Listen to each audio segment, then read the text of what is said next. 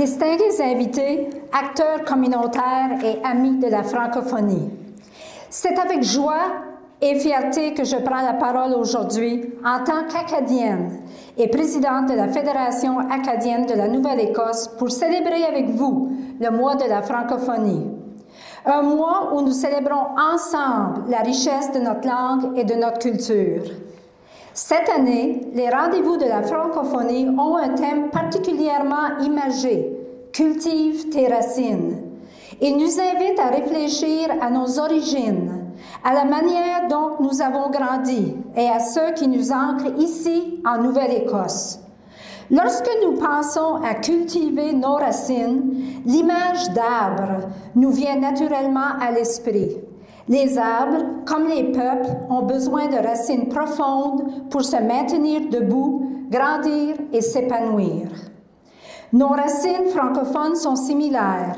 Elles ont traversé les générations et se sont ancrées dans cette terre, nourries par l'histoire et les luttes de nos ancêtres acadiens. Belle coïncidence, la forêt typique des provinces maritimes s'appelle justement la forêt acadienne. Même l'écosystème qui nous entoure nous rappelle notre culture.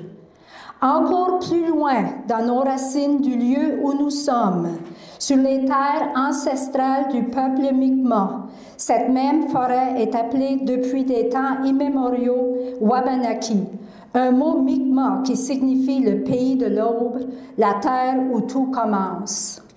Cette terre, en tant que peuple, ont planté et cultivé des racines profondes, a aussi vécu des déracinements à travers des siècles. Pourtant, ces racines restent fortes et résilientes.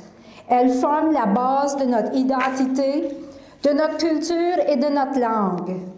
Elles nous rappellent la beauté et la force de l'ancrage dans un territoire. Tout comme un arbre, la francophonie grandit et trouve de nouveaux sols pour s'épanouir. De nouveaux arrivants et migrants, venus de tous horizons, ont choisi de poser leurs racines ici, en Acadie, pour y trouver un chez-soi, une terre d'accueil. Tels des arbres transplantés, ces nouvelles racines ont besoin de temps pour s'implanter, se nourrir et s'épanouir.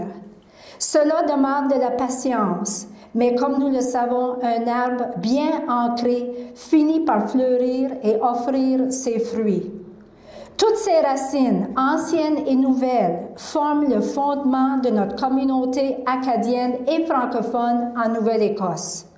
Aujourd'hui, en ce lancement du mois de la francophonie, je vous invite à réfléchir à la manière dont vous cultivez vos propres racines.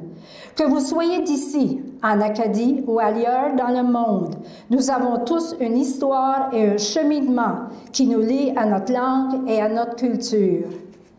Cultiver nos racines, c'est nourrir notre langue, c'est célébrer notre histoire, mais c'est aussi accueillir et partager avec les nouvelles racines qui se joignent aux nôtres. Dans ce partage, un arbre isolé devient une forêt, une francophonie florissante qui grandit et se renforce. La Fédération acadienne de la Nouvelle-Écosse est porte-parole principale des Acadiens, Acadiennes et des francophones de la province. Nous sommes un arbre qui devient une forêt grâce aux 29 organismes membres qui jouent un rôle essentiel dans leurs communautés respectives.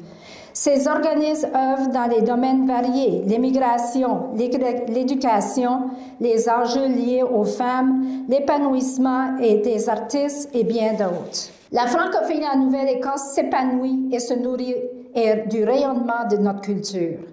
Des régions acadiennes et francophones telles qu'Argyle, Baie-Sainte-Marie, Port-Royal, Grand-Pré, la Vallée, la Rive-Sud, Halifax, Truro, Chesapeake, Torbay, Pumpket, Chéticamp, Île-Madame et Sydney sont le reflet de cette richesse.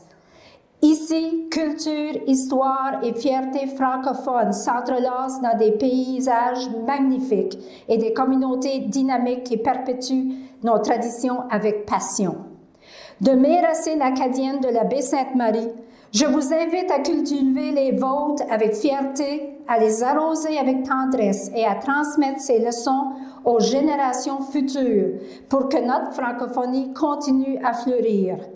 Le mois de la francophonie est un moment de célébration, de rencontres et de découvertes partout au Canada.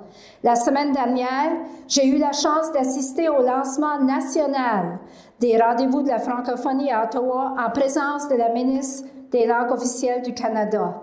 Cet événement a mis en avant l'énergie et la force de notre communauté acadienne néo-écossaise, représentée avec fierté par Guillaume Bouliane, l'un des 3 porte-paroles des rendez-vous de la francophonie, et la soirée a été marquée par un spectacle mettant en vedette le comédien Ryan Doucette.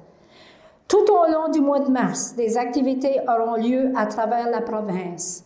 Alors, participez aux événements dans vos communautés, invitez vos amis et vos proches et célébrons ensemble. Au nom de la Fédération acadienne de la Nouvelle-Écosse, je vous souhaite un merveilleux mois de la francophonie 2025. Merci et vive l'Acadie!